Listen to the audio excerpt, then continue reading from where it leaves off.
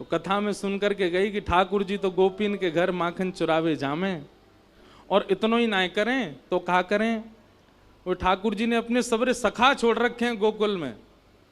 बोले सबरे ताड़ते देखते रह करो, जा गोपी के यहाँ बढ़िया माखन निकर रो होए करे, मोए आके बताए करो, वा के घर में माखन चोरी करवे जाऊंगो।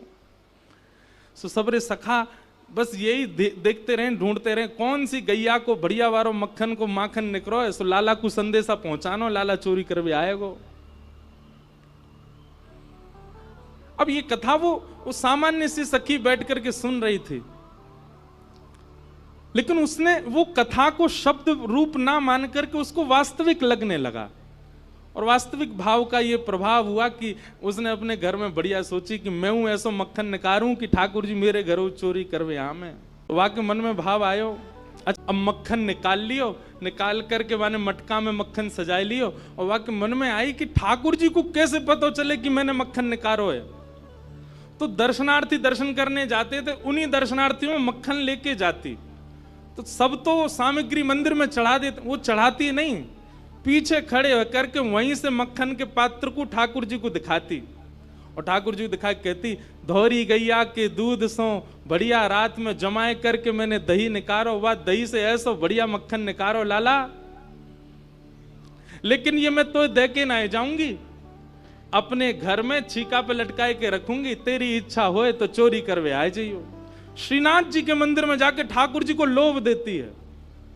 सखी ने मक्खन ऐसे ठाकुर जी को दिखाया, लाला मेरे घर चोरी करवे आ जा, ऐसा बढ़िया मक्खन है, और वहां ने सब बता दियो, मंदिर से निकल के सीधे जाओगे, पोखरते दाएं मुड़ जाइयो, वहां से बाएं मुड़ जाइयो, वहां सीधे आइयो, वहीं मेरो घर है, और मैं घर के सब लोग सो जामे रात्रि में, तब आए जाइयो, चुपचाप चोरी करके जाइयो लाला, मैं बस इतना देखना चाहूं, सुबह उठूं तो मेरे मटका को मक्खन खत्म है गयो, मैं वही से प्रसन्न रह जाऊंगी कि लाला आयो। मुझे इच्छा ना है कि मैं तेरो दर्शन करूं, मैं तो पकड़ूं, मेरो मन बस ये कि मैं जो सामग्री बनाऊं तुम पाके चले जाओ। रोज सुबह सखी उठती है और मटकी उतार करके देखती है मक्खन तो ज्यों को त्यों रखो है अभी भी। दूसरे दिन फिर नया मक्खन निकल, फिर गई ठाकुर जी को, लाला तू मान ना रहो मेरी बात, मैं तो दावे ते कह रही हूं, ऐसा मक्खन तेने पायो नहीं होगा, तो एक बार आ जा।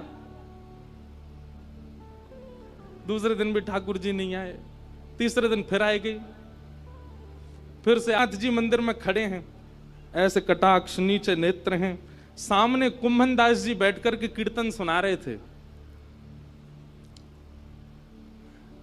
ठाकुर जी खड़े खड़े खड़े खड़े, ठाकुर जी के मुख में से लार टपकन लगी, यहां ते लार गिरन लगी, और वह लार को सामने बैठे भाई कुंभन दास जी ने देख लियो।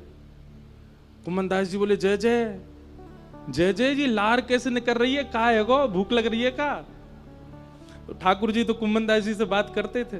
ठाकुर जी, एक कुंभना, एक सखी आवे रोज और पीछे खड़ी खड़ी मही ते मक्खन दिखावे मुझे, और मुझको रोज लोभ दे के जाए, तुम चोरी करवे आ जाओ, तुम चोरी कर। अब मुंह तो यों भय लगे, जो कलिकाल है, जो कलयुग है, कलयुग में मैं यदि सचल है गयो तो सब पकड़ लेंगे मुझको, अब मैं बाकी यहाँ कैसे जाऊं, मेरे खावे को बड़ो मन कर रहा है।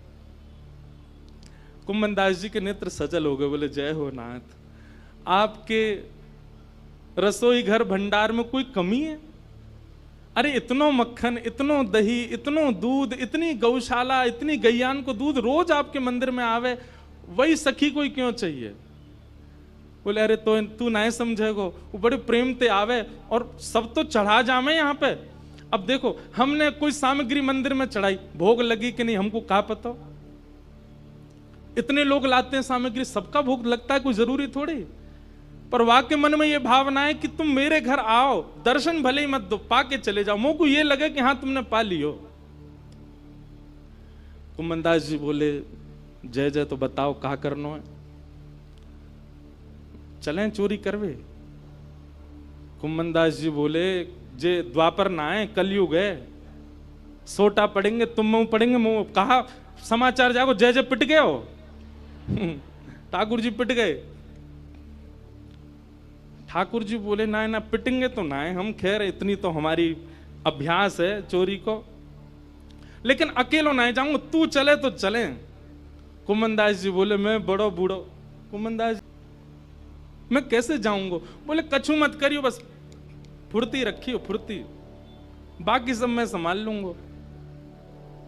इस कलिकाल में रात्रि में ठाकुर जी की शयन आरती हुई, ठाकुर जी शयन को चले गए, सब दर्शनार्थी अपने अपने घर को, मंदिर परिसर के सब लोग अपने घर को चले गए।